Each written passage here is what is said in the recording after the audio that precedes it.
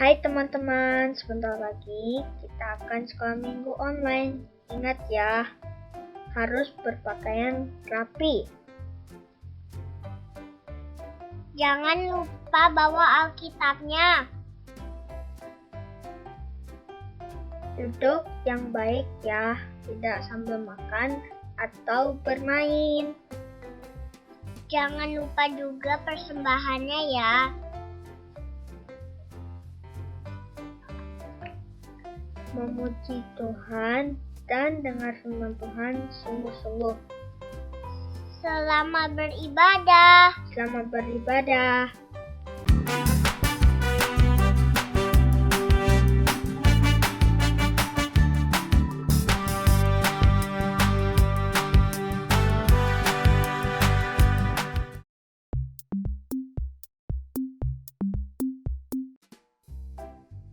Selamat pagi adik-adik. Hari ini Lafsa ada di padang gurun.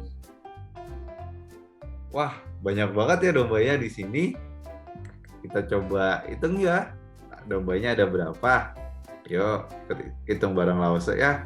Ada 1, 2, 3, 4, 5, 6, 7, 8, 9, 10. Waduh, banyak banget ya dombanya. Lafsa nggak bisa ngitung semuanya nih. Adik-adik yang nemu jumlah dombanya bisa ketik di kolom komentar di bawah ya. Nanti Lafsa baca, oke? Ya udah, kita tinggalin dulu domba-dombanya. Sekarang kita mau mendengarkan firman Tuhan dulu ya. Bye domba-domba. Adik-adik, sebelum kita mulai firman Tuhan, adik-adik siapkan Alkitab dan duduk yang baik. Oke, adik-adik, di tangan Lafsa ada kertas yang kotor. Kelihatan nggak ini ada item-itemnya ya? Adik-adik, gimana ya kira-kira kalau kita punya dosa kotor seperti ini? Kira-kira gimana ya adik-adik ya? Nah, adik-adik, ketika kita punya dosa yang kotor seperti ini, kita harus bawa ke anak domba Allah.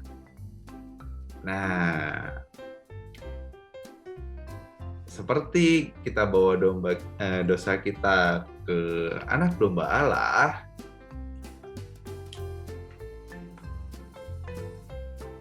kita yang tadi hitam banget bisa jadi bersih.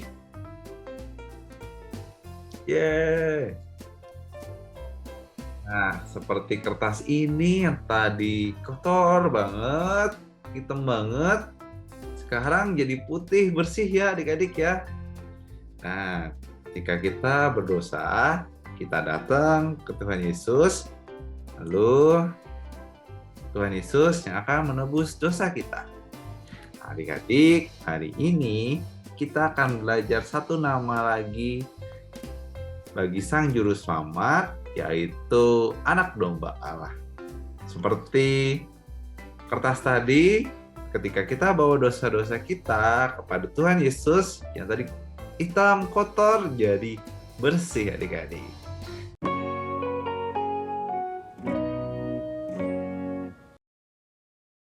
Ada Bapak Yohanes waktu kecil. Bapak Yohanes itu anak Zakaria dan Elizabeth. Dan Bapak Yohanes itu tinggal di padang gurun seperti tadi, tempat domba-domba adik-adik. Allah mengutus Yohanes untuk berkhotbah kepada orang Yahudi dan memberi tahu mereka untuk mempersiapkan diri bagi kedatangan Yesus. Sementara itu, Yesus sedang berada di Nazaret. Ia sedang mempersiapkan diri untuk memulai pekerjaan Tuhan. Nah, Yohanes sekarang sudah besar.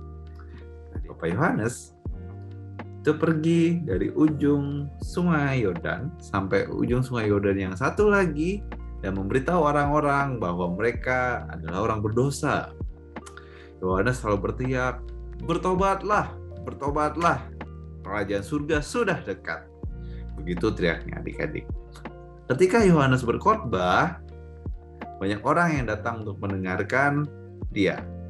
Yohanes itu Seperti yang adik-adik lihat, bajunya berbulu unta. Itu warnanya coklat tuh. Terus juga berbicara seperti nabi-nabi zaman dahulu yang kata-katanya bisa menyentuh hati. Nah, Yohanes selalu berteriak, "Bersiaplah bagi kedatangan Juru Selamat." Suatu hari, Yohanes sedang berada di pinggir sungai dan sedang berkhotbah. Nah, saya mau cari posisi yang enak dulu buat mendengarkan khotbahnya. Oke. Yohanes berkhotbah seperti ini adik-adik. Tunjukkanlah melalui hidup kalian bahwa kalian menyesali dosa-dosa kalian dan berpaling darinya. Begitu kata-kata Yohanes adik-adik. Banyak yang mendengar, bertanya, lalu Pak Yohanes, apa yang harus kami lakukan? Yohanes menyuruh mereka bersiap-siap untuk menyambut Sang Juru Selamat dengan terlebih dahulu menyiapkan hati mereka untuk dibaptis. Yohanes pun berbicara seperti ini. Harus jujur, tidak boleh egois, mau menolong orang lain.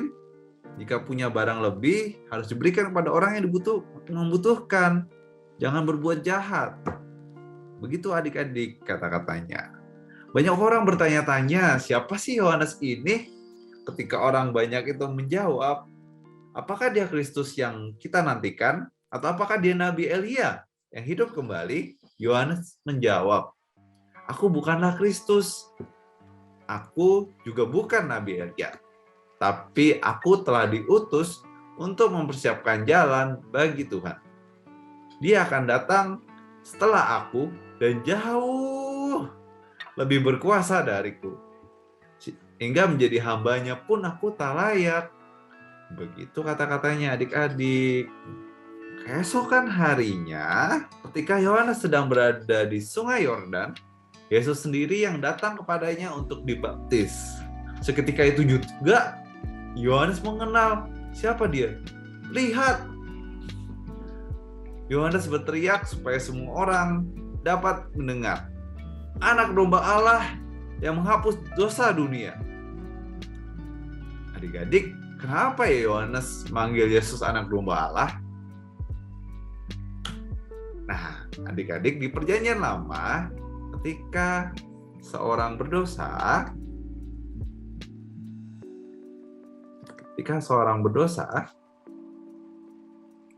dia harus membawa domba yang tidak bercacat dan dikorbankan untuk menebus dosa manusia. Setelah kedatangan Tuhan Yesus yang menjadi korban tebusan bagi dosa manusia. Semua orang di sana terkejut ada Tuhan Yesus. Dan awalnya berpikir bahwa Juru Selamat adalah orang yang membebaskan umat Israel dari penjajahan. Tapi Tuhan lebih dari itu. Tuhan Yesus adalah Sang Juru Selamat yang membebaskan manusia dari belenggu dosa. Sehingga semua orang yang percaya kepadanya akan diselamatkan adik-adik.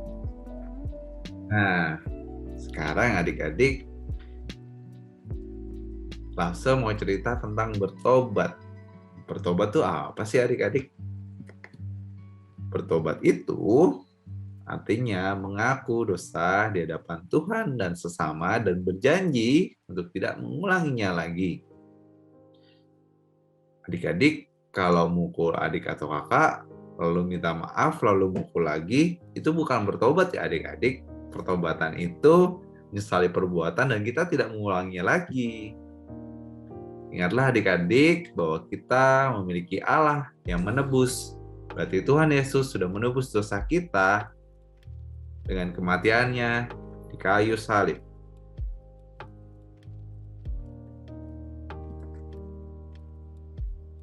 Dia menerima hukuman yang seharusnya kita terima. Ia adalah anak domba Allah yang menebus dosa manusia yang percaya kepadanya. Nah, adik-adik, sekarang kita doa penutup yuk. Ikutin Lause ya, semuanya tutup mata, lipat tangan, kita berdoa. Tuhan Yesus, terima kasih. Kami sudah mendengarkan firman Tuhan. Dan kami juga belajar tentang bertobat. Ampuni salah dan dosa kami, ya Tuhan. Terima kasih Tuhan. Amin.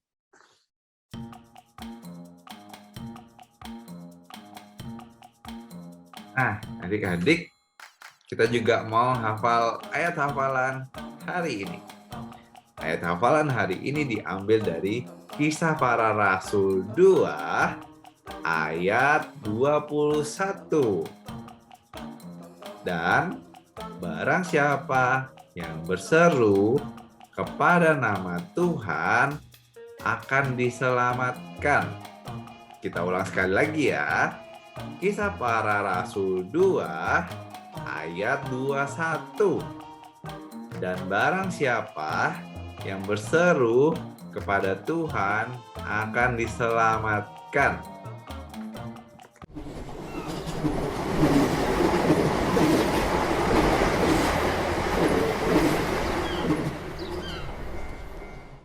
Nah, adik-adik, sekarang kita mau aktivitas.